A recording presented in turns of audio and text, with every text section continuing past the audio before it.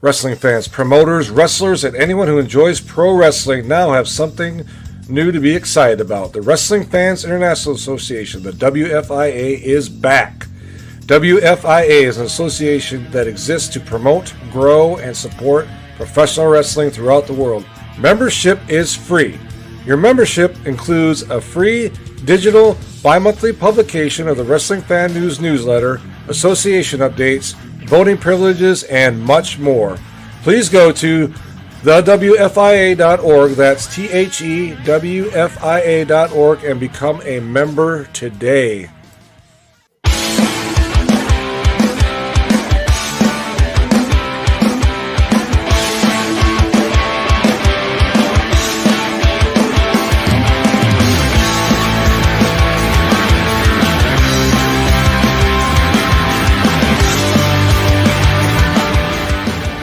I want to welcome a very good friend of the show back after, I think, what did I say to you the other day? It was 2 years, almost to the date, correct? No, I think it was 1, 2. Almost three? Three. Okay. Look at that. It was a 3 count, baby. Yeah, there you go. Because this show has been in existence roughly 3 years. And you were on very early on. And when I looked at the last date of the show, it was like very close to this recording. It was, yeah. Yeah. So I want to welcome El Ref Miguel, the show. He's kind of been MIA a little bit over the last year or so, and he's recently made his return. I had the opportunity to work with you for a couple opportunities in Empire Pro, which I had the honor, I guess you could say. And well, what's going on with you? How's life treating you? Life has been pretty good. Like you said, MIA for a little bit. Busy creating a family, which is always great. Happily married, 2 kids, 4 and 2, soon to be 2. But I've been a little busy, so it's been a great ride for sure. So how's the family life treating you? I know it's a rough one, man. I got I'm constantly working. I got kids myself. 1 kid in sports, traveling constantly all year round, and just working like crazy. Yeah, I mean something that people always tell you that you don't take that serious is the lack of sleep. So, you're gonna lose sleep. Yeah, whatever. I'll be all right. If I got a few hours there, you don't know until you get into it. So you don't sleep at all, but kind of get used to it. And I hear from people, older kids, that you never sleep because it's always a new chapter. Like you said, right now your kids are older. You're in sports, they're in this and that. So I'm excited about it, I should say. So That's good. That's good that you're excited about it. I mean, I'm proud of my son, my stepson, just going as far as he has in basketball, AAU ball, and he's getting looked at by a lot of notable colleges for whatever scholarships and all that stuff. And man, the ride has been insane. But we're not here to talk about my family. We're here to talk about you and you. In your career, we can talk. We can talk all day, man. We always find someone to talk about. So it's like the thing is, not boring the fans over there. So let's see how we can wake them up a little bit. Yeah, I don't know about that. This, as we are recording now, this probably air somewhat in the future, but it is a Sunday morning. I'm sitting here drinking my coffee. You got this. I can't see too well in my glasses, but is that a beautiful Macho Man Randy Savage t-shirt? Yes, it is. Yeah, and I know you're a huge fan of his. He's my top 5. Top 5. Top 5. Wow. Yeah, I always tell people, give me your top 5, and then we'll go from there. We'll discuss. But yeah, Macho is definitely on my top 5 of pro wrestlers. It's funny because as growing up, I never really thought about him like that, and it wasn't until later in my life that I was just like, damn, that guy is a fantastic professional wrestler. Like, he was able to work with just about anybody, man. And they brought him in. I mean, even in his later days in WWF, he was able to help get guys like Crush over and stuff like that. You know what I mean? Amazing, right? Yeah, when they couldn't, when they needed help trying to, like I said, put Crush over as a single star. Yeah.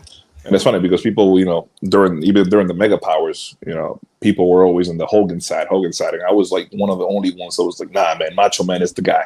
That's the guy who I'm rooting for all the way. But yeah, how did you feel when Hogan and Savage got together? I liked it. Yeah, I liked it. I liked it because Hogan. Not to disrespect him, he's not in my top 5. He's not in my top 10. Hell, I don't even think he's in my top 20. And no disrespect at all. But a lot of my favorite moments are Hogan involved, believe it or not. With Savage, you mean? Overall. Overall? Okay. Yeah, like my favorite wrestling match of this day, I can watch it.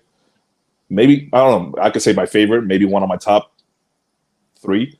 It's Hogan versus The Rock on WrestleMania. I'm going to be honest with you. I've never watched that match. Really? Yeah, go figure, right? Yeah. I think that was like the brief period that I was not like the very brief period because I had stopped watching for a couple years, maybe like 2 years. And I think that was literally the brief period that I had stopped watching. And I've seen the hype behind it. And at that time, The Rock was the biggest thing on earth. Hogan was the biggest thing probably from the 80s and 90s. You know what I mean? So it was like 2 different generations getting together. And I understand. I've seen clips of it, obviously. And the crowd is always on fire. Always on fire from beginning to end. And it's crazy because Hogan talks about it, how hard he tried to, be the heel and kind of try to, put The Rock over as the babyface. But once they got out there, it was just like, it was I understand from seeing him talk about it, they had a match planned in the back and they had to scrap everything and just pretty much, work on the fly. Yeah, because it's just, they were working, from the fans reaction. And I tell you, that's probably my favorite match right now. Like I'll still get goosebumps watching it. I recommend you watch it. I think I might have to after this. You have to, man. It's like it's just the storytelling overall. It's just, I mean, I don't know how to explain it. There's something about it. But yeah, a lot of the, and I think I over exaggerated when I say he's probably not like in my top 20. Maybe he's in my top 15. I'll add that. But he's involved in a lot of moments that I'm a fan of. Like my favorite stable, NWO. Who was the leader of the NWO? Hogan. Yeah. Yep. So it's like things like that that I'm like, I was big on, and Hogan had a crucial part in it. So it's like it's kind of crazy that he's not in my top 5, but yeah, he's part of all these moments that I'm like, wow. There was something special about the guy. Like when I was really young, Hogan was it for a lot of people, and I was a Hulkamaniac in my earliest years. But then it's, I think one of the things was once I saw like Rick Rude wrestle. Yeah, I was just like, damn, that dude's fantastic. And then as I started getting a little bit older, it turned into the more technical wrestlers like the Bret Hart, the Chris Benoit's, and guys like that, and Owen Hart. And then but now as I'm older, I get to appreciate mostly everything that makes sense, I guess you could say. Yeah, and he was more a businessman. Like he saw the future. Like what can I do to make this last as long as I can, And, right. How many bumps can you really take? It's like, even though he has like 10 surgeries on his back, whatever it is. Like that, yeah. But even, people talk about his work ethic. Go watch some of his stuff in Japan. That match with Muda, match with it's a whole different wrestler. Fujinami, they're completely different matches. Like that dude knew when he was in Japan, he couldn't just sit there and do, the cupping of the air, the leg drop, all that stuff, He had to go. Yep. Absolutely. Yeah. Absolutely. But yeah. Who else is in your top 5? I'm interested in hearing about this. Top 5. Well, I got, like I mentioned, Macho Man's in there. Yep. Rowdy Piper's in there for sure. He's got to be. Hot Rod. I got to throw The Rock in there just because during that Attitude Era, he was the one. You were either a Stone Cold fan or a Rock fan. And I levitated more towards The Rock. Really? Kind of got my attention a lot more. Yep. Ric Flair. You got to throw Flair in there. Gotta Ric Flair is possibly the greatest of all time. Yeah. I mean, you cannot. Growing up, like I said, once I discovered him, or the NWA, Ric Flair, all that stuff, he became instantly one of my favorites, and thought that he was just. Not so much now, but I think it's his persona outside the ring that kind of ruined it for me over the years. But I'm not going to deny that the guy is the greatest of all time. It doesn't matter where he went. He made you look good. Whether he won or lost or it was a draw, he made you look good. That was his job. He went to a territory, and that's why he was champion so many times, because he was trusted. Cool story. I think I talked to you about it, but when I first got into wrestling, my great-grandmother used to live next to us. So, we only had one TV in my household and blah, blah, blah, So I used to sneak to her house. And one day I hear a fight going off. And I'm like, what the hell is going on? And I see her in her rocking chair and she's watching Dominican wrestling. And I'm like, I started sneaking under her rocking chair and I'm like watching. By the way, I'm yelling as I see the matches as well. I'm getting excited, thinking that I'm hiding from her. She knew I was there. She knew, but she wasn't going to say anything. So it went from me hiding under the rocking chair to me being in her lap and, watching these wrestling shows every weekend, something that I always remember is that she always would tell me, so Jack Veneno was our main guy. I always call him the Dominican Hulk Hogan because he was our guy who made everything big out there.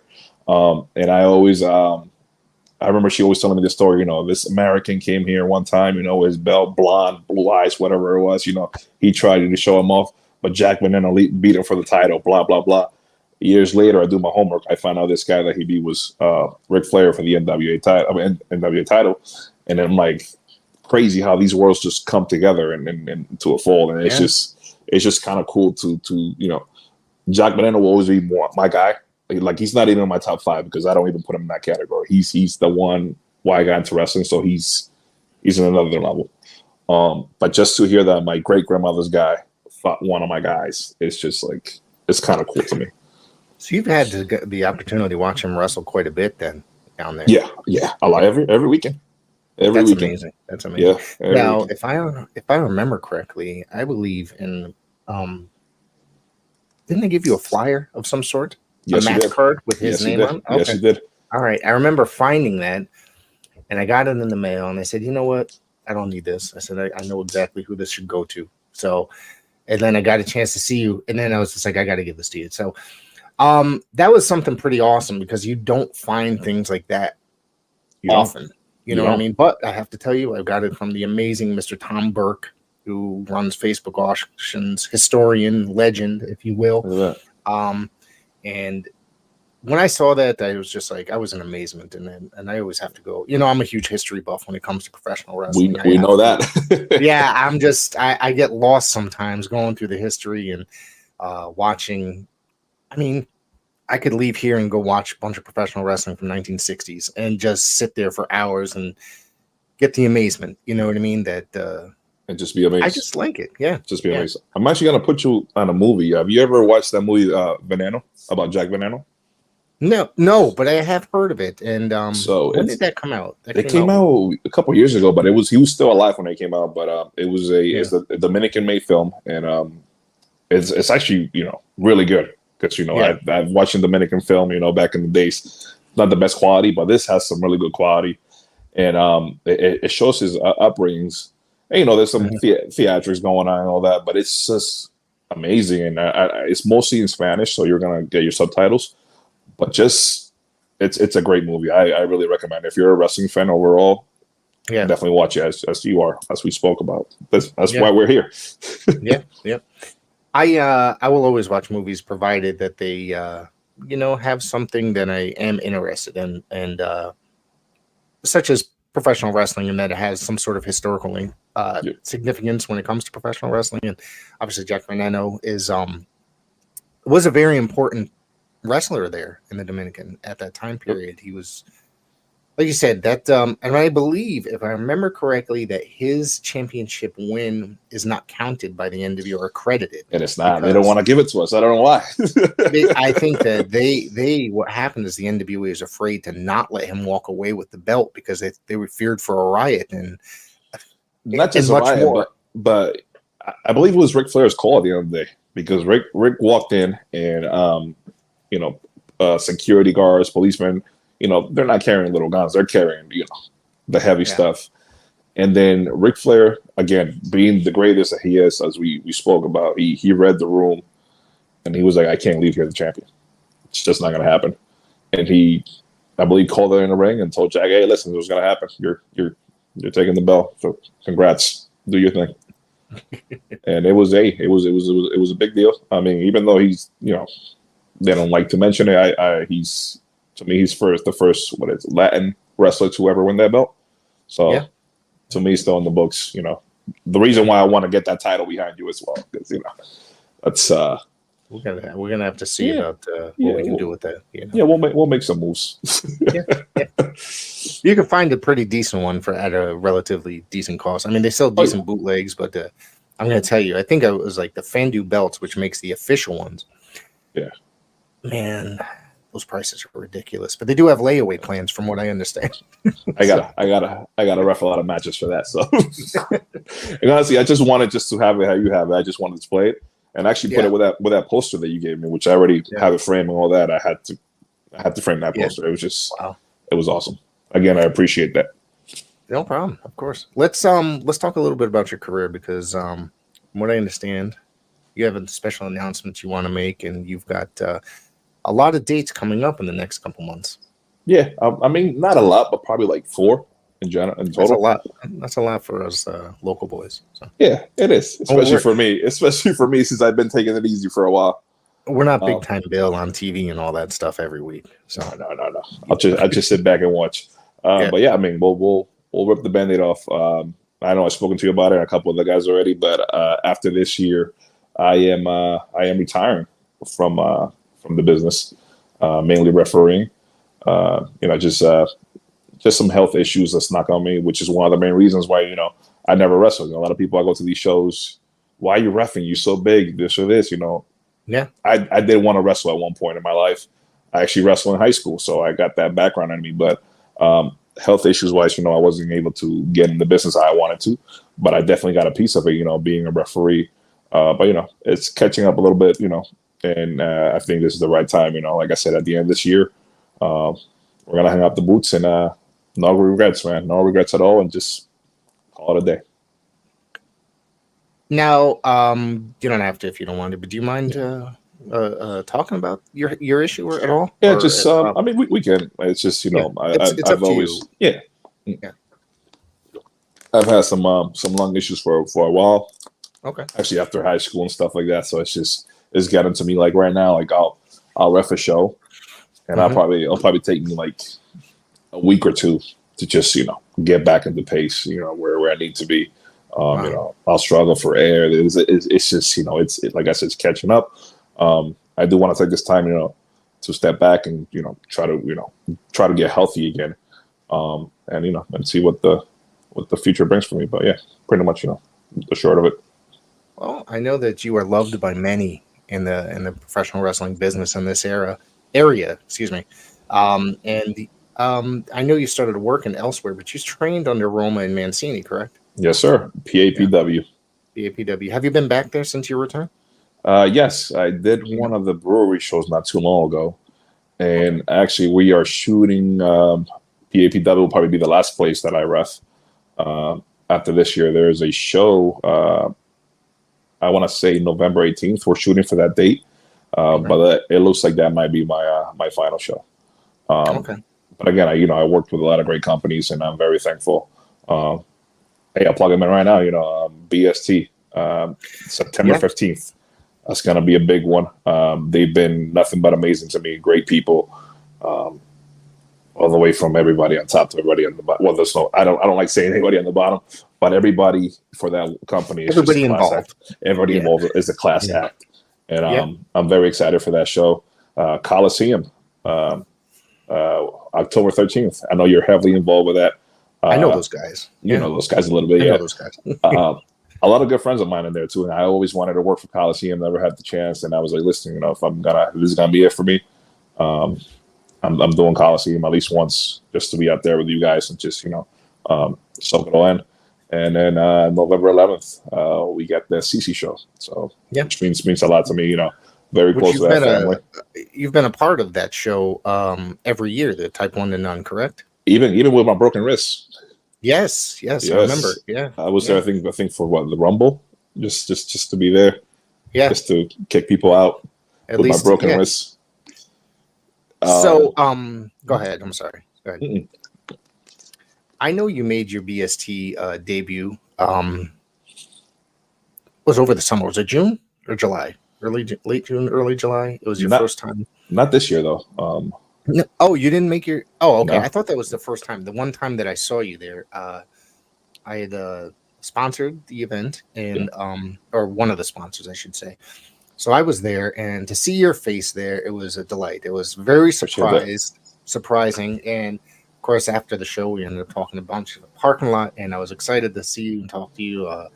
And I got to tell you, I do a podcast weekly with Harry on WON Sports, and he is a class act. I tell you, yes, very knowledgeable in the professional, and as they call him, the WrestlePedia. And everybody there that I've spoken to is just, like you said, nothing but a class act working that work there. Yeah, definitely hold Harry dear to me. He's one of the few guys that I mentioned that I was going. After this year I was done, you being one of them, him being another one. It was probably like a handful of people I told, and him, like I said, again, being one of them, just because how he's treated me for the past couple of years, and just seeing the passion that he has for the business. He's gonna go a long way. So I hold Harry, over here, not by the cream, but over here. So I feel like every time I speak to him, we talk about the business, we talk about professional wrestling. I think that there's something about him that his shows keep getting bigger and bigger. And now he's not the only one that's involved. Obviously, there's a bunch of other guys that are involved. I don't know. Huge team. All of them great guys and girls. All of them. Yeah, absolutely. But their shows keep getting bigger and bigger, and they do better venues. They keep bringing in better talent, bigger talent. And I got to tell you, man, that's an amazing product right there. I remember going to some of the earlier shows, and they weren't necessarily they were using a smaller ring. They were using a lot of local guys, and now they're starting to bring in some national guys or guys, I guess, bigger guys out of the Northeast, guys that were on TV recently. So it's a pretty amazing operation over there. And I gotta say, the local guys, they've stepped it up. Yeah, they stepped it up incredibly. So it's like, just to see everybody at the top game, it's a treat, man. It's a treat. So like I say, come September 15th, I'm gonna come watch the show. I'm not gonna say much. Come watch the show. You're gonna have fun. Everybody out there watching. Yeah, and it's actually quite local to me. So probably about a 10-minute ride. So I'm pretty excited. I used to live around the corner from that building, so it would have been nice if it was still within walking distance from my house, but it's not any longer. So yeah. And of course, October 13th, Coliseum Pro Wrestling. I do commentary over there. Now I know I mentioned to you that it would be a pleasure to be able to at least call one match over yours that you're involved in before you retire. So comes to find out that I'm going to be doing a whole damn show with you October 13th. So I'm pretty excited about that. Perfect. Very excited as well. Like I told you, the honor is all mine. Because I know you're a dictionary, encyclopedia, whatever you want to say when it comes to wrestling. And just having you on the mic, it's going to be great. Even though, I'm not wrestling, I'm on the side, calling the action. But just to have you there, it'll be great. Now, a lot of people, I think that this is something that's got to be understood. The referee, the third man in the ring, a lot of times is the most important man in the ring. It can make or break the match sometimes. Yeah, a lot of communication that you need to get through, and the referee is very useful. And the referee is kind of, I always said it, like, when it comes to baseball, I'm a huge baseball fan. So the referee's kind of like the catcher. When it comes to he's not the one that has the biggest numbers. He's not the ones that with the biggest stats, whatever it is. But he's the one that's connecting with the coaches, connecting with the players, connecting with the pitcher. He's making sure everything is going smooth. So usually when it comes to that, I like to compare the ref as the catcher of the game. Right. Yeah, I guess. Yeah, makes sense. Makes sense. So what else do you got going on here? I know you said that the CC show obviously is the juvenile diabetes show. Benefit show, excuse me. That's helped organized by Caesar. This year, it's going to be a little bit different than it was last year.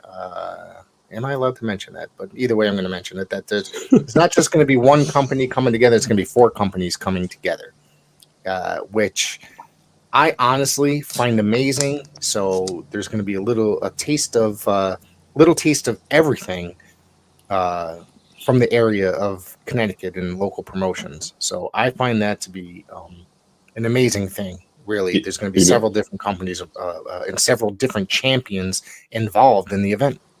Even I didn't know that, so oops. Maybe I'll have to wait for the release of this, I guess.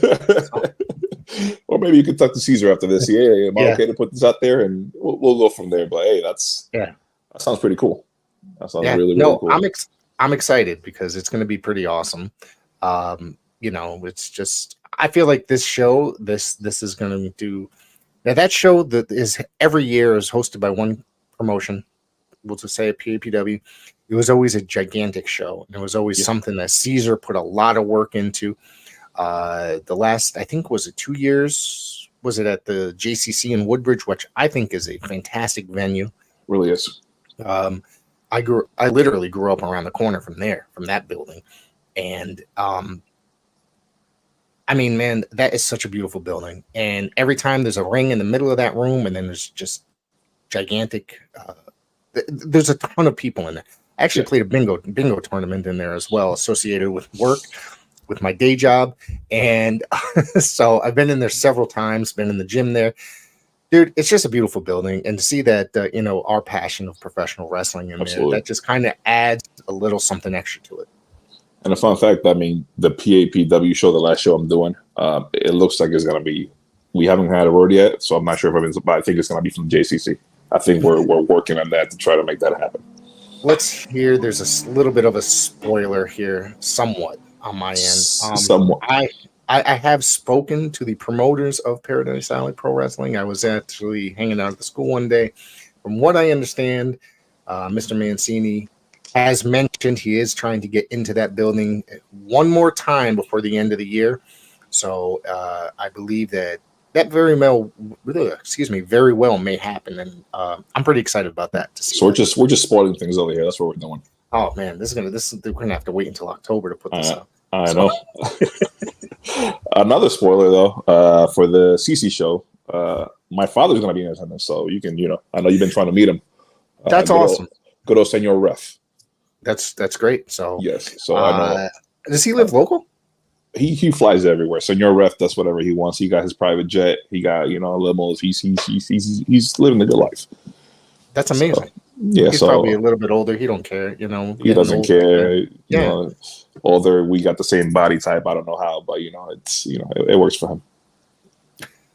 We got the same tattoo artist too. That's why we got matching tattoos. Man, you guys got matching. And I mean, this is going to just be an amazing show. Yeah, really is. We go to the same gym. That's why we're the same build. Yeah. So what else you got going on? Let's talk some more wrestling here before we could. Oh, I never gave you my number one wrestler. Oh, I gave you crap. 4 of them. Yeah. I thought you did. We can go back, but I think you know who my favorite wrestler is, right? Have we spoken about this or no? I don't. I guess. I bet you did. I bet you if you say it, then I'll remember. The bad guy. Oh, that's right. Because you posted a ton of pictures you've posted a bunch of pictures with Scott Hall, aka yes, sir. Razor Ramon. That's my number one guy right there. I love Scott Hall. I think that he was. I used to love him back in the early days when he had that big bushy porn stash. Yeah. Watching him in the AWA, then coming into WCW as a diamond stud, I was just like, actually, I didn't even realize it was him at first until somebody said it. And I was like, God damn, that's freaking amazing. Because they did a total makeover. Tell me about what your favorite Scott Hall moment is, or do you have several? I mean, besides meeting him, obviously you've met him, I think, on a number of occasions, right? Number of occasions, yeah. I think I have a couple of them, but before we go on that, I know you mentioned when he was a diamond stud. It's crazy because when he left WWF at the time and joined WCW, and he got sued for taking the Razor gimmick. That gimmick actually started in WCW first as the. It did, yeah. Yeah, so it's like, I don't know who should have sued who. But we always got to go to that ladder match with him and Shawn Michaels. It's just, I know. I mean, you see it now with what wrestlers do nowadays, but to me, that started it. What a ladder match. And that time it was innovative, and I don't think anybody in WWF at that time did anything like that. Yeah. I think that might have been the first ladder match there, right? I know they did one in a house show just to test it out. Yeah. And it did great, but yeah, that was the first one on TV, and it's just like, I mean, I still watch it now, and again, you can't compare what's going on today, but it's just like it takes me. It's one of my favorite matches out there of his. And yeah, it's just just seeing the guy work any match that he worked, it was just great. To me, he's always going to be the best wrestler that never got a world title. It's WrestleMania 10, I believe, right? Yes. Yep. Okay. Yep. Right. I do remember watching that live. I was kind of in amazement at that time period. I didn't think that. Now, I'm always, obviously, you hear me talk on this show. I don't like gimmick matches a lot of times. I like straightforward matches. Yep. Pretty straightforward and old school. But there are times where I guess, will lose myself and sell out, if you will, for certain matches. And that is Absolutely. definitely one of them. That is definitely. And Absolutely. that Shawn Michaels was a guy that I never really appreciated. Everybody always makes fun of Marty Jannetty, but I always was a Marty guy. Yep. But I think Marty didn't. I don't think he got a fair shake. That's just my opinion. No, he was. Yeah. But Shawn Michaels, I do appreciate. You know what I mean? Now, speaking of which, the match that Shawn had with Flair at WrestleMania, when I first saw it, because it was Flair's retirement match, I'm expecting this to be fantastic, and I was just like, I'm not really that gigantic of a Michaels fan. I hated it when it happened, right? Mm-hmm. But then I watched it, like, you know how like every year, I guess it's one of the channels that WWE is associated with. As WrestleMania is coming up, they'll air like an hour-long special each day of like hyping up WrestleMania. And they did like they included that match in one thing. And I actually have this whole new appreciation for that match watching it years later. It's great. The Flair and Michaels. And I was like, no, man. I was like, I take it back. That was sometimes maybe I just need to watch things a second chance, or give things a second chance, and then realize how great they are. And that's definitely a moment. And then even though I had already seen it, I got a little teary-eyed with the "I'm sorry, I love you" thing. It gets emotional. It gets emotional. And Shawn, those 3 years were just amazing because he went Flair and then he went Taker back to back. Mm-hmm. And all 3 matches you can still watch them, and they're amazing matches. Amazing matches. And he wasn't the best guy back in the day, but when he was his in-ring performance, but backstage and in life, he was not a very good person. But I think that once he found God, things have changed. Oh yeah, especially when you're a Bret Hart fan yourself. You hear everything that happened backstage. It's just a shame because Bret Hart, one of the best to ever do it as well. He always, he was always by the line. Everything had to be by the line. What you saw on TV is what you got backstage, and unfortunately, it wasn't the same with Shawn Michaels. And unfortunately, how things turned out. But hey. Like I said, Bret will always be one of the best. He's demonstrated numerous times. So it's just and watching those 2 wrestle, magic. You would never guess there was beef back there. Magic. No, because as much beef as they might have had backstage, those 2 would still go out and be professional once they went through that curtain. Yep. The Iron Man match where they wrestled for an hour at WrestleMania 12. And plus. Yeah. It wasn't a draw, and then it was like we're gonna keep going. Yeah, they went into overtime, and I think they went to another 10 or so minutes where Michaels won it, or probably even longer. I'm probably being generous with the 10 minutes, but I got to tell you, I got a modernized T-shirt from that event. It was like I think I got it from like WWE off of Amazon because that I guess it was the anniversary. I think it was around WrestleMania time. They reprinted them. I ended up getting that shirt. So because it's just, that match has got to be like, you sit there. A lot of people don't have the patience to sit down and watch a 10, 15-minute match. They want everything to be fast, and quick, or flippity doodah stuff, flippy stuff. But I'm sitting here like, you watch Bret and Shawn for an hour, your opinion's going to change. Seriously. Quick. I mean, real quick. For the most part. Yeah. Just the storytelling itself is just amazing. So it's one of the best to ever do it. Yeah, I think so too. What else you got as far as like Bret matches or Shawn matches or even Hall matches? Because we only touched upon Hall, Scott, a little bit. Like I mentioned, Hall is just anything I watch with him, and it's funny because he always told people. The one funny thing that I always hear about him is that somebody will show him a new finish. Oh, this is my new finisher, and he'll like smirk. Oh, I can't wait until I kick out of that. It's like. Like what an asshole, but at the same time, it's like, dude, it's amazing. Just the Razor's Edge is just amazing how it was protected because you see people kick out from finishers. I don't think the Razor's Edge nobody ever kicked out of there. It was so well protected. I could be wrong; it might be in there somewhere, but I don't believe ever seeing a match that anybody kicked out. And you knew he was gonna lose because he wouldn't use that move. That's when you knew he was gonna lose. But once you saw that Razor's Edge, it was over.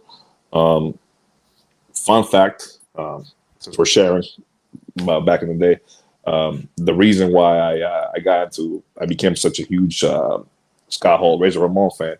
I probably shared this story with you before, but I'll share That's it cool. again. As a kid, I was the smallest, believe it or not. Now, Really? now come to nowadays, I'm usually the tallest in the building. But I was usually the smallest, and I would always get picked on, back home, and even here. And then it got to a point where I started this own little lie. I started telling kids that Razor Ramon was my uncle. So, and he had the Spanish swag. Yeah, he had the Spanish swag and all that stuff. Remember this one kid was speaking to me one time, and I was like, you better stop it before my uncle comes in, and not just takes care of you and takes care of your dad as well. BS, who's your uncle? Oh, my uncle's the bad guy, Razor Ramon. All of a sudden, it's like, oh shit, hands off. Of course, I kind of got screwed, when he went to WCW and the accent started fading away. And it's no longer, Razor, now it's Scott Hall. And I'm like, gosh, I got to change my story. But I got to share that story with Scott, and it was really cool. He loved it. He laughed. I shared another time when I met him as well, because, he could be he was forgetful during that time. But the last time that I got to see him, I walked up to him, and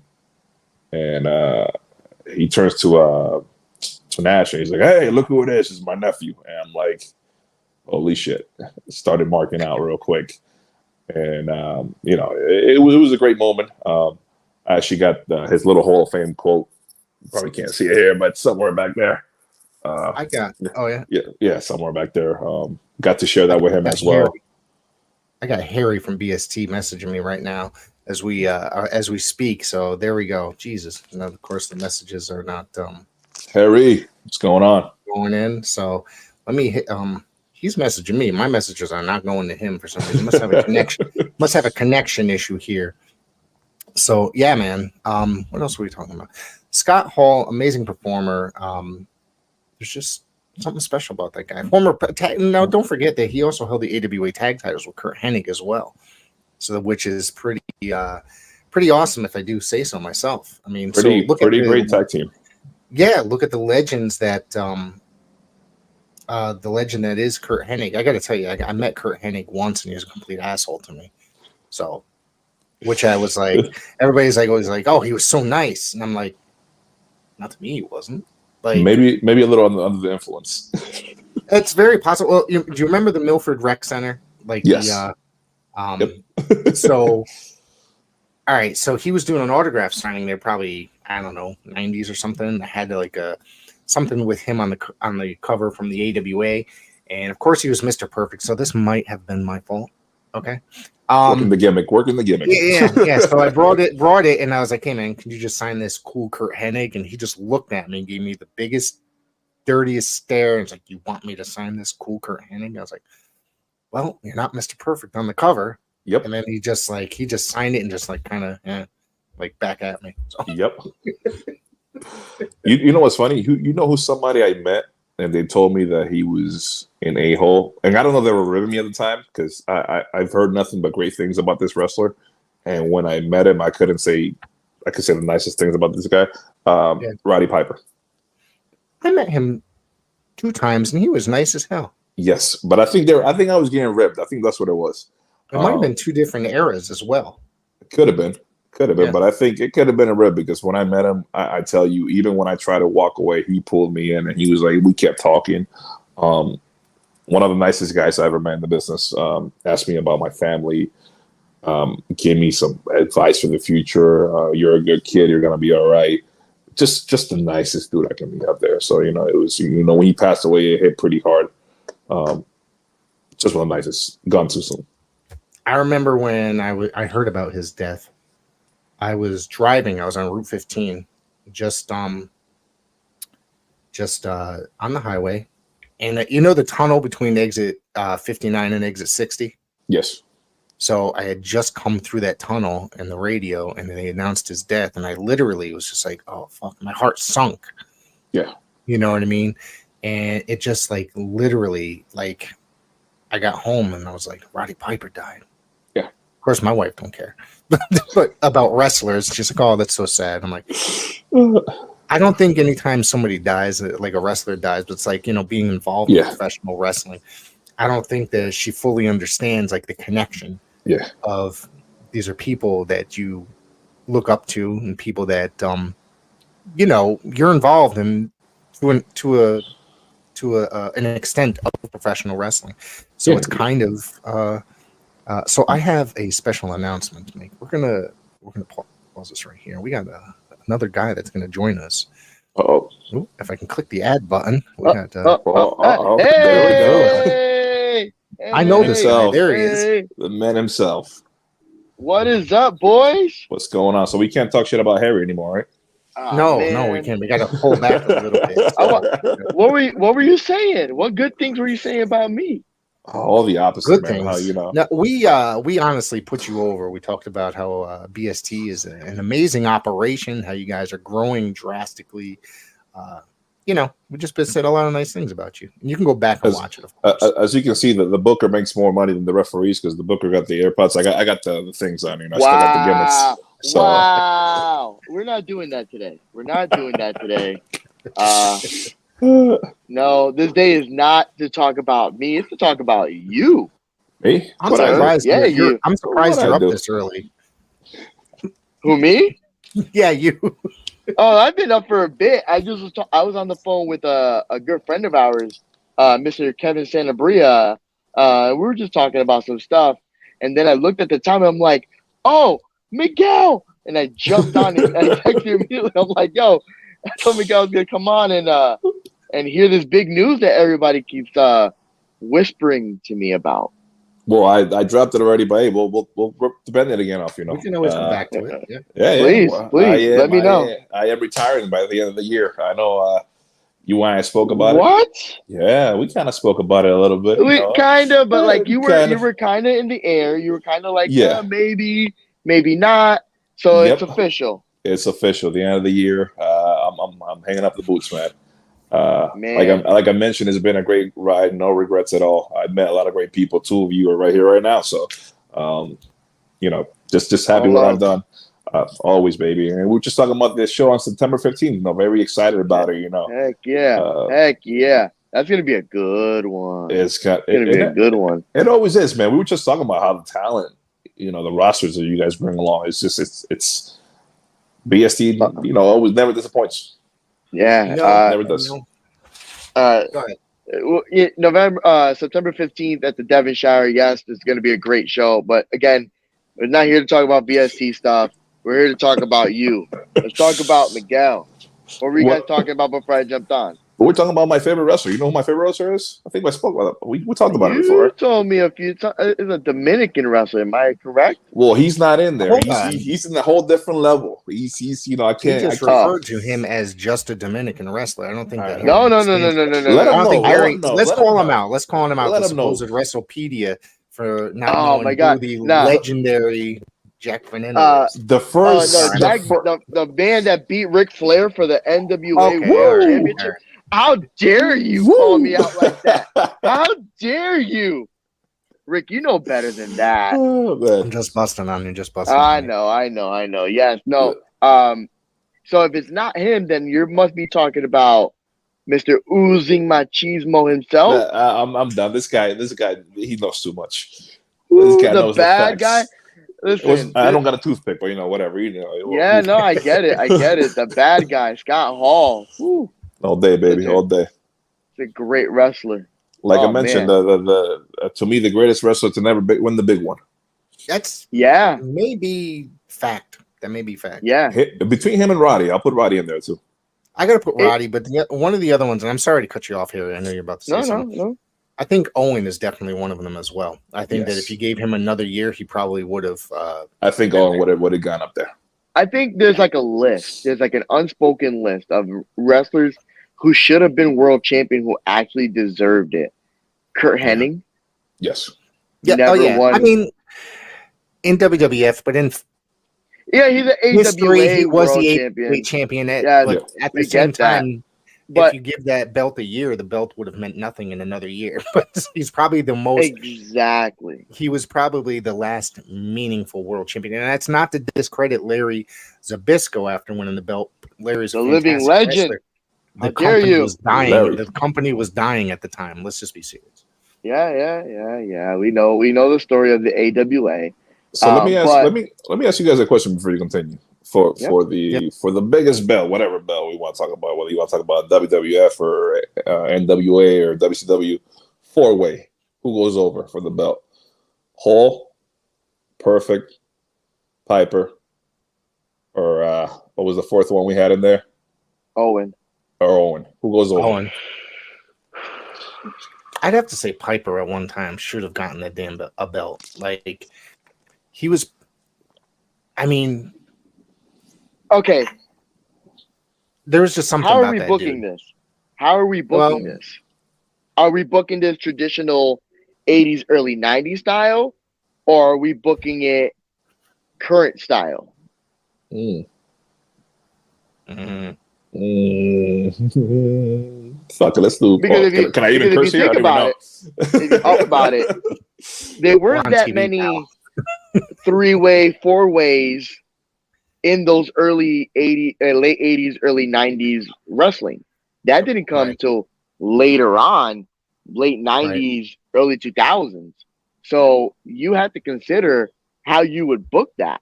Yep. Let's do present day. Why not? And we're talking present day, Owen Hart. Owen Hart. He's going to sneak his way to get that title. If we're booking it for the 80s, early 90s, which is more like the hero get the triumphant match and win, Scott Hall as Razor Ramon, 94. 94. As the baby face Razor Ramon. Okay. Yep. All right. He's going to get the triumphant win. Piper is going to shake his hand out of respect and walk out the ring, a la kind of like WrestleMania 6 Hogan Warrior. And it would have established Scott Hall as the next big dominant babyface, which I think should have been the situation and not Kevin Nash. Agreed. I like that. I like that booking. Wow. Okay. Rick's still shooting for Piper, so yeah, I'm still going for Piper. I think that he will take no prisoners. Dirty. He would. I could like if the only way Piper goes over is if the year would have been maybe 86, 87. Okay. Only because I think that was like the height of Piper. The match with Hogan, match with Mr. T, that was Piper at his best. And I can see probably Razor hitting the Razor's Edge, like we said, nobody ever kicked out of it. And then before he goes out, here comes Piper behind him and just shoves him out the way and takes the pit. Yep, oh, that's true. That's true. Throws him out there. Yeah. There's too many variables that could change how that match ends based off just year. Yeah. Because each year, a certain wrestler had a different trajectory. Yeah. Because if you're booking this in, let's say, 1990, and it was, what was it? Perfect, Hall, Owen, Piper? Piper would do. I mean, Perfect would go over. Perfect will go. Yeah. He was on fire in 1990. He was just exactly. Absolutely. Yep. Workhorse. So I think it really just it's all depending on what year we're talking and the style of booking. And that's why you're a booker, my friend. That's why you're a booker. Look at him coming in with all the intelligence here. That's why I just can't do 3. That's all I do, baby. I'm gonna step out for a second. You guys continue. All right. All right. Sure. All right. So Miguel, yes, sir. You are leaving us. Your final show will be what? We are shooting. I mentioned earlier today, but it's looking like it's gonna be November 18th. Like that might be my final gig. What show is that? It's not confirmed yet, but it's looking like it's gonna be a PAPW show. Okay. So, as many of you know, I started in PAPW. Yep. It's been my home forever. I've been treated nothing but nice in that place with respect, and anything that has happened there, it's been a great home to me. Absolutely, no issues. And I think it'd be right, just to enter there. I know I shared a few things with you. Probably going to share a few more things that I can't really reveal right now. In the works, but it's if it's going the way that I want it to go, it's gonna be a great show. It's gonna be a really great show. I have no doubts. I'll be there, especially due to the obvious reasons. Yep. You know, it being your final night. Definitely want to show out and support. You know that with us, if you ever were to be like, "Hey, man, I just got that little itch to get back in the ring," you know the door is always open.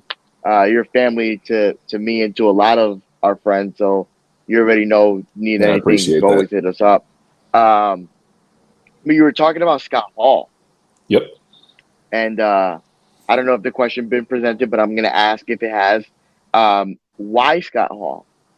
I actually said the story not previously, but I'll repeat it again. I love saying the story. So as a kid, I was never the biggest. I was always the smallest. Kind of crazy how things change. Could have fooled me. I ate my veggies, I think, or my avocados, or whatever it is. Guava. We had guava. That's what I ate. Yeah. But I was always, we used to get picked on. I never backed up from a fight. Even though I lost most of them. Welcome back. I'm telling my Scott Hall story again. But yeah, it went to a point that I remember one day I told, okay, hey, listen, if you don't back off, my uncle's gonna come here. He's not just gonna kick your ass, but he's gonna kick your dad's ass. Who's your uncle? Oh man. Oh, my uncle's the bad guy, Razor Ramon. Oh my God, big fuss. Nobody messed with me for a while until he went from WWF to WCW, and the accent went away, and it was like, I gotta find a new gimmick now. But it worked out for a while. I actually got to share that story with Scott a couple of times, to even being towards the last time I saw him. I'm coming in, and it's him, and Nash is next to him, and he's like, "Hey, look who it is! It's my nephew." And I freaking marked out, and I was That's awesome. It was, awesome. It was a great day that he still, he didn't remember the first time I told him, because Scott, depending on how the moment was, but towards the end, just to get that last moment with him. It was special, That's cool. That's awesome. That's yeah. I can see now why he would be your favorite. It's your uncle. Reffing Ramon. That's my new name going forward. Reffing Ramon. There you go. But yeah, that's why he's my guy. Always be my guy. And like I said, I got Jack Veneno on another. He's on different level, right? Yeah, because he was the guy that got me into wrestling. He was the one that I was like, this is it, all the way from your Jack Veneno is my, unfortunately, Invader number 1. Why Invader number 1? Because for me, Invader is gonna have a special place even after the allegations and all the stuff. I don't know what happened, so I wasn't there. I'm pretty sure he did it, but he was the guy that got me into wrestling in Puerto Rico. Yep. He was like, for me, that was the guy. It was Carlito Colon, Huracan Castillo, and it was Invader number 1. And if I wasn't Invader number 1, I wasn't playing. I'm not playing with you. I'm Invader number 1, and that was it. That dude had the illest mask with the little Saturn on the side and the stars, and he was bloodbaths everywhere, dude. Every night. Yeah, every night. I'm pretty sure they had to donate blood to him on a weekly basis. I mean, look at these guys' foreheads right now. Oh yeah, dude, they're literal blade jobs. Yeah.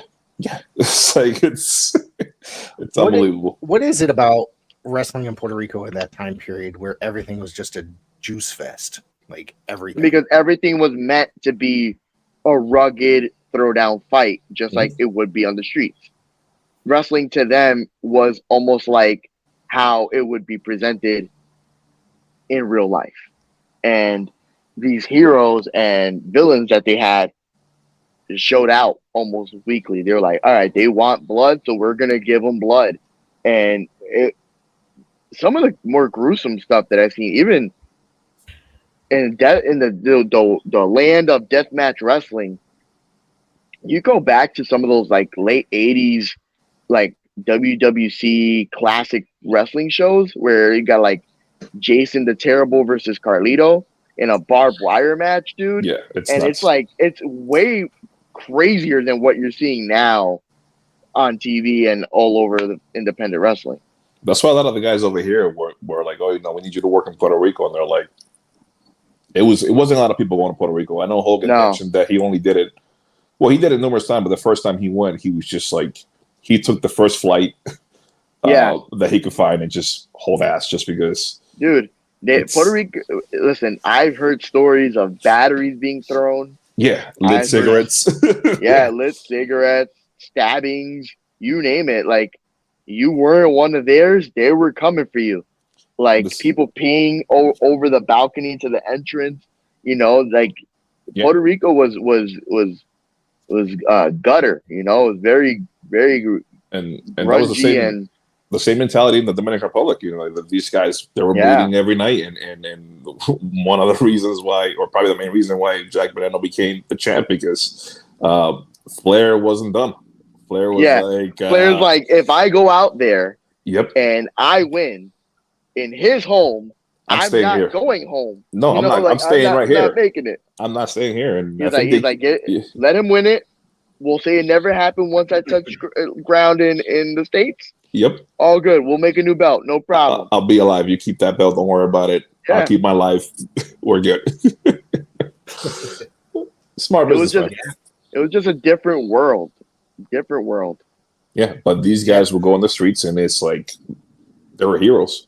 Yeah, and it's funny because a lot of these, you hear in the States, a lot of fights that will break loose in bars, wrestlers having to show that they're. I don't hear those fights going on in Puerto Rico or the DR, because people were not. These were heroes. Even the villains. People were not picking these guys because they saw the wars that they were going through, and they were like, "Nah, we're not gonna mess with this guy." Dude, just listen to like Abdullah the Butcher talk about his time in Puerto Rico. Guys like Tony Atlas. Listen to any stories he's had about his times in Puerto Rico, and it's a scary time. Mick Foley, who's not afraid of anything. Mick Foley was involved in. You see his matches in Japan. He's not afraid of doing anything. He's just like, it's a whole different world. Yeah, it took a turn. 94-ish, where like that stuff wasn't the main focal point of the promotion, and it started becoming more like WWE Offspring kind of promotion, like kind of like a FCW, like a farm brand. Yep. Yeah. And that's when like guys like Idol Stevens and Sean Spears, Steve Corino, and guys like that were mainlining Puerto Rico in the 2000s. Because of that change. Yeah. A little safer. Yeah. Very. Yeah. Sports entertainment, Yeah. Absolutely. But like going back to like talking about like the bloodbath. There's a tape out there, RF video, blooded brawls of like wrestling history, and there's a match where I want to say Manny Fernandez. I'm almost positive Raging Bull just dropped like 25 knee drops onto the Invader number 3 to the point where he's coughing up blood. Like literally just like it's like spewing out mist of blood through his mask. Crazy stuff. Oh bad. Yeah, because it's like you're gonna bleed one way or another. Yeah. Either you're doing it on your own, I'm going to help you out. Don't worry about it. But we're going to see some color tonight. Yeah. Whose match did I did recently? It was like last year. I forgot his name. ECW legend. H.C. Loke. No. It was H.C. Loke, right? At the Cadillac Ranch? Yes, and he was facing Justin Incredible? Yeah, he was facing Incredible. Yeah. I was there. I was there for that. Yeah, the Carnage crew. Yes, but I find it funny because every time I've been involved with some color, I'm either holding the blade for the guys or they have it themselves, and it's you don't see it most of the times I don't see it. But with Credible, I don't think he gave much of a shit, and he gets hit, and he gets hit pretty hard. I'm not gonna lie, but he just sits there, stares at the crowd, and just takes the blade out, and I'm like, all right, cool. We're just, The funny part about that, he literally came out and said that he was, I'm not the guy I used to be. I'm not in the shape I used to be. He apologized before he went into the match. Yeah. So Yeah, but to stand there and just not even stand, just sit there, stare at the crowd, and just like, nothing, just I'm staring at you guys right now. Where, hey guys, guess what? We're doing this, and I'm like, cool, ECW baby. This is extreme. That's probably like one of my favorite parts of coloring, just because the way it happened. It was just that's one of those road stories you got to tell in 10 years, man. Like, I was in the ring with Just Incredible and AC Loke, and he just looked dead at the crowd and was just like, "Yep, I'm bleeding now." Straight faced. I am bleeding right now. And by the way, I got a picture with a barbed wire bat. It's not fake barbed wire, by the way. So I got Go ahead, sorry. I grabbed it by the wrong side at first, and I was like, "Yeah, this is not fake. Let me grab it by the end." And with HC Loke after the match, and he's just covered in blood. Yeah, and he seemed like he was just out of it and had trouble breathing. And okay, I'll take a picture. We all had trouble breathing after that match. I'm just there like shocked with my bat in my hand. I'm like, holy crap. Honestly, like, as fans, we're real inconsiderate like this. Yeah. And I say that laughing because, like, I have a similar story with a guy who just got fired from a brand, and it's a very similar story to yours, Rick. It was when they did the Fairfield show in 2003. Punk back in the day. Their first that guy. Big bleeder. Big bleeder. We're allowed to say that, by the way, his name. So. But I was gonna curse, so that's why I kept it like, We're on TV, so don't curse. No cursing. As much as we try not to. But you might. I did drop an F-bomb here and there, so you might have to, go back and just. I'll beep it. Yeah. We'll be good. We good. You got to put like random like animal sounds, like a like. But no. So like he's coming back from the curtain. I'm like 17. I don't know any better. And I'm walking around with a wad of paper asking people for autographs because it's like my first indie show. So I'm just like losing it. Punk's coming through. He's covered in blood. And I'm like, can you sign my paper? He goes, yeah, sure, whatever, kid. And, sends me off. That was like my one and only interaction with him. And like hearing your story now, like HC Logan's probably looking at you like, this guy. Yeah. I'm bleeding from head to toe. I had a good conversation with him prior to that match because I was wearing my Mid-Atlantic Fan Fest shirt with Dusty Rhodes, and he had actually approached me earlier in the night talking about my shirt and Dusty Rhodes. So I don't care. I don't know how much he actually cared, but he was just like. But he was extremely nice, dude. That dude was cool as hell. Yeah, I tell you. Yeah, real cool. Yeah. They all were. Yeah, I mean, it's kind of. The show was a little awkward, but a lot of the guys that I'm never still worked PAPW before. Still waiting for my refund. Still waiting for that refund. I bought that on pay-per-view, so I think I have to. You got to go through Fight to complain about that. But. Yeah, that's who I'm fighting with. Get it? No, that's the day right there. Yeah. I remember the Cadillac Rancho. I was like, I'm just trying to be funny. It's a good venue. I like the venue with the exception of like that flag hanging up on the air in the the Confederate flag hanging up there. But it was a nice looking venue. The one with Elvis on it? Yeah, I got really creeped out by that. I was like, what the but the venue, like that dance floor where they set up the ring and stuff, is very great. Beautiful. It's great. Yeah, it's great. Yeah. And it was a great night because it's like, here's guys that I used to watch on TV. And like I said, like before, I have no regrets. I know I'm calling it quits by the end of the year, but I have no regrets because I've had the pleasure to be in the ring with people that I used to watch in the 80s, the 90s, the 2000s. Yeah. I've been in the ring with people who are now with big companies. And it's gonna continue. And I'm gonna, 5 years from now, I'm gonna see guys on TV that I've been in the ring with right now. I can name you a bunch right now, and it's let's toot your horn a little bit. Your family, your ancestry goes back, many years. I believe he's a legend in so many circles.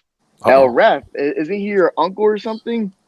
Remember, I am El Ref, but Senor Ref is my father. That's who I'm talking Yes, about. yes, Senior yes, ref yes. refereed the Ichiban Mantequilla match. Yes, he did. He came out. You know, He keeps coming out of retirement. I don't know why, but he does that once in a you know, while. and Ichiban's going to be on TV in like a few hours, actually. Yeah, Of this, Yes. and then Yes, MLW's you've been pay-per-view at the time of this recording. Yes. yeah, you've been in the ring with a gentleman like Richard Holiday, yeah. excuse me, who is going to be on TV probably by year's end. You know, your lineage with your refereeing and the people you've both been in the ring with, man. Whew, you had it's just hand to hand. Good buddy of yours, Lucas Chase. I'm watching him on AEW, and again, those guys are your Kylons, your Flash. You're gonna see them on TV. You're gonna see those guys on TV. That whole crop of people. Oh my god! And just to see them from the beginning, and just to see them from the start, it's just it's huge. It's huge. Yeah. And I've had people, and again, I'm not trying to toot my own horn, like you said, but I've had people that I used to watch as a kid, and then I ref their matches. There's somebody from the 2000s, from right after the Attitude Era, the Ruthless Aggression Era. I ref one of their matches, and it still sticks to me to this day because. I went to the back to thank them for the match, and all of a sudden they grab me and they bow. I'm like, "What the heck is going on?" And they tell me, it takes a great referee to make a good match into an amazing match. Thank you for your time. I appreciate you. I'm like what? And I'm like looking around. I'm like, is he talking to you, Bill, or something? But he must not be talking to me. But that middleman, the middleman is probably one of the more important pieces to a wrestling match because without a good referee. That match can go from amazing to the drizzling, what. It goes south. And like I mentioned it to Rick, I'll say it again, people are going to get bored listen to this, but being a big baseball fan, I see the referee as the catcher. The catcher is the one connected with the pitcher, with the infield, with the outfield, with the managers. This is what we're doing next. This is what's going on. He might not have the biggest stats, but without the catcher, you're not running that team. No, absolutely. I completely agree with that. I mean, I won't throw names, but I've seen referees recently just completely like sabotage at this point a really, really good matches. Yeah. So if you're not good in the ring, if you're not that good middleman, bro, that match can go again from awesome 5 stars to absolutely god awful. And I've had refs tell me, again, I'm not going to mention names, but I have refs tell me, I got to figure out how to get over. I'm like, how to get what, dude? No, bro. It's not your job. Your job is. I'm sorry. Go ahead. No, you're fine. But I'm like, I told him right there, the best referee is the one that's invisible in the ring. Yeah. You don't even know he's there, and the match is just flowing. It's what's funny? Yeah. Corey Graves said the same exact thing last night. Same exact words. A good referee is someone you can't see, but is still calling everything right down the middle with authority. Yep. And the only times you'll see me get involved, like, I'll ask the wrestlers, like, is there anything you guys want me to do? Yeah. If you tell me there's something I need to do, perfect. I'll do it. No worries. I'll make you look good. But why am I trying to get over as a zebra? It makes no sense. If that's the case, let me put on some tights and let me wrestle. But besides that, I've seen that with some referees as of late. I'm sure Harry has also experienced that as a booker and promoter. Yeah. Harry. Yep. I have. I want to say we at BSD have a core 4 of referees who do their thing and do their thing at their highest of abilities. Some of the greats like Bill, Gina, Q, yourself. But there are some referees who have been out here lately who are just all over the place and all about getting themselves over. And I will never understand that. I don't know. It sucks to see it, but then it's also awesome to see guys like yourselves who do a fantastic job all around without all that extra stuff. And you mentioned pretty much my favorite referee out there. You mentioned Bill. Fun fact, everybody out there, me and Bill started together at the same time. We trained together. We would be at the PAPW gym by ourselves with Mario sitting down, just giving us instructions, and us, with nobody, just pretending there's a match going on, throwing a duffel bag, whatever it is. We had a punching bag, so we came up with this idea, and we put some red tape on top of the punching bag, and we're like, all right, this is where the shoulders are, and one of us would take that bag, and whatever that bag will land, the other one would just go over there and try to get the shoulders. But Bill, like I say, he's my favorite referee all time. So we came up together. Just seeing how much he's around, I'm like a proud father, even though Bill could probably be my father. Not bad, Bill. But just the most handsome referee of all time. Sorry, Miguel. Absolutely, he's got the best hair in the business. Yes, he does. Incredible hair. Yes, he does. I'm so jealous. Yeah. And you said it also, Gina. Gina, she came in after us, and she picked her. I remember when Gina came and started picking our brains, and just to see where she is right now, extremely proud of her. Everywhere, she's great. Everywhere, literally everywhere. Even Q, man. Q, like you mentioned, Q. Yeah, Q came up to me. And he's like, I always looked up to you and Bill. I'm like, dude, what are you talking about? Like, it still flatters me that is that people because say of that. his height, or is that like? Hey, you said that. You've been hanging around too much around Kincaid, all right? So you better relax. Oh, you're right. Ouch. That's a reason why he's not here anymore. Oof, yeah. So, but yeah, those guys that you mentioned, they're great people. Just love working with them. And I'm gonna see them. I'm gonna see them on September 15th, BST. Yeah. So that's gonna be, it'll be great. I love that he's such a team player here. You notice how this is not about BST. I'm not trying to talk about BST, and he's all here like, hey, BST baby. September 15th, Devin. It's gonna be a great show. It's gonna be a great show. It's gonna be a great show. Brother. Hey, I get the best seat in the house, because a lot of these matches that I'm a fan of, I'm in the middle. I'm like, how did I get here? Listen, I tell you, every time I try to get you on, anytime we're running, you're the first people I reach out to. You know what I'm saying? It's you, Q, Gina, Bill. Those are the first four. Appreciate that. Every time. And who knows? Maybe next year or something, I'll show up for a little commentary. Hey, you're always welcome. Always welcome. A little Spanish translation. You got to hit SAP on your controller, right? SAP, is that still a thing or not? Is that what it is? I think so. I think that's a thing. The only thing I know, if I do get a table for a Spanish commentary, I know that table is gonna get broken somehow. So. That's like an unspoken rule these days, right? Is that something you might think about wanting to do? I don't know. We're just throwing ideas here. I don't know. You never know. I may need you to hit the cell soon, and we need to talk. Hey, because there might be something that you can be perfect for. Hey, like you say, we're you come from Puerto Rico, come from the Dominican Republic. Maybe you want to reach out there. You never know. Listen, there's a couple things in the pipeline that you might be perfect for. So even though you're retiring from one part of wrestling, doesn't mean you have to retire from all parts of wrestling. It's a lot of roles, and in wrestling, every role is important. So, all the way from the talent in the ring to that person ringing that bell. September. You know what? I'm gonna see you in what, like 2 weeks? Something like that. Yeah. September 15th. Me and you are gonna talk because I'm so serious. There might be something perfect for you. And I got a lot of stuff for you too. That's why, like I said, I wanted to talk to you because there's a lot of things that I can't reveal right now. So you guys are gonna have to wait out there in TV land, and it's gonna be a lot of good stuff. I'm actually very excited towards this year.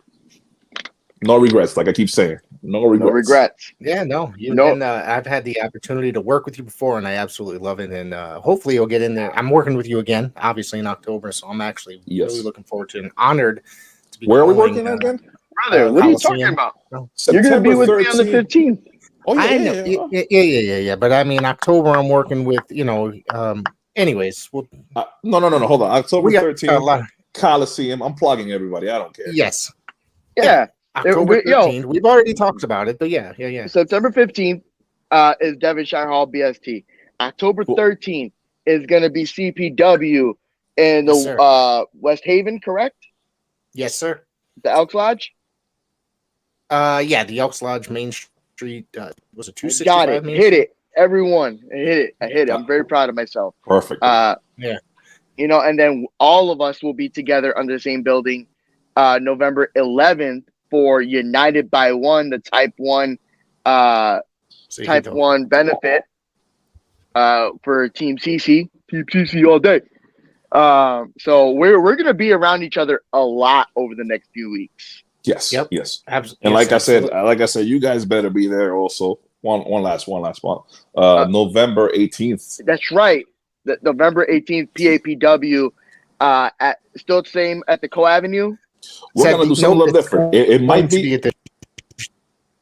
Go ahead. Go It ahead. might be at the JCC, as according It to might- what he had mentioned before. There's a very good chance that it might be Oh, so be on the lookout for that either at Co Avenue or the JCC for Ref Miguel's final 3 count. there. Yes.